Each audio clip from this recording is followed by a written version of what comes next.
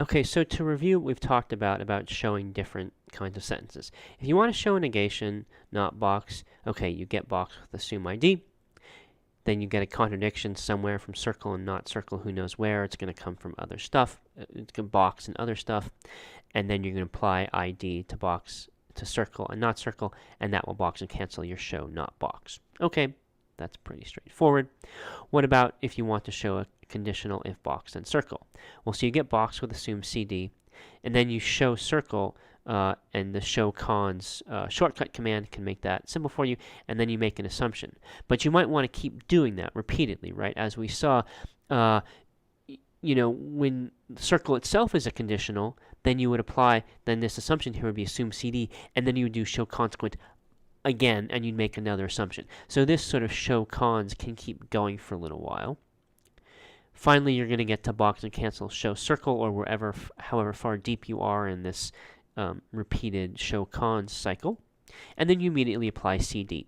So the two things here that are new, or at least somewhat new, are the show cons command. I've talked about that before, but not a lot.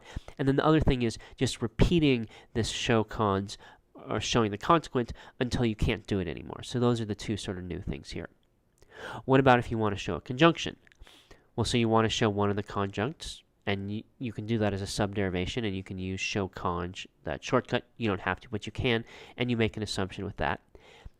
You box and cancel that subderivation, and then you show the other conjunct in the same way, again using show conj, and it's going to get its own assumption. You box and cancel it, and now you have box and circle, so you apply ADJ to get box and circle, and that means you can then apply DD to finish the derivation. So these assumptions with the note that you don't have to start off here with an assumption, but when you do show box, then you would make an assumption, and then when after having completed show box subderivation, you turn around and do the show circle subderivation, then you would make another assumption there. So you do want to make assumptions. You can start off with an assumption. You can say assume not box and circle, but you don't need to. What you do need to do is make well, you don't always need to. If you're going to do the separate subderivations of box and circle, then you would make assumptions off of each of those separate subderivation lines. And that's like we did in the very last example of showing conjunctions. Now, one other thing I want to point out here. You want to distinguish between the question, what do I have, and what am I trying to show? So if you have P and Q, then you don't want to show P and Q. You just apply S, and that will give you P, and that will give you Q. On the other hand, if you want to show P and Q, then you want to get P and Q, not from the conjunction, but from somewhere else, and then put them together with a join and apply DD. So you want to be clear, do I have the conjunction, and so I can apply simplification? Or do I want to get the conjuncts in order to apply a join to build the conjunction because I'm trying to show it? Do I have the conjunction? Use simplification. Do I want to show the conjunction? Get the conjuncts, apply ADJ, apply DD.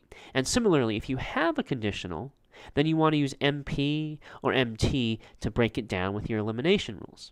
But if you're trying to show a conditional, then you want to get the consequent and use CD to box and cancel. So you want to be really clear.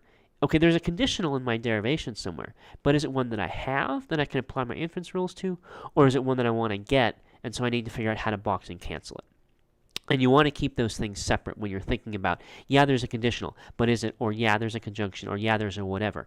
Is it something I have, or is it something I'm trying to show? And then you proceed very differently depending upon which one it is. Okay, good luck with your derivations, and let me know if you have questions,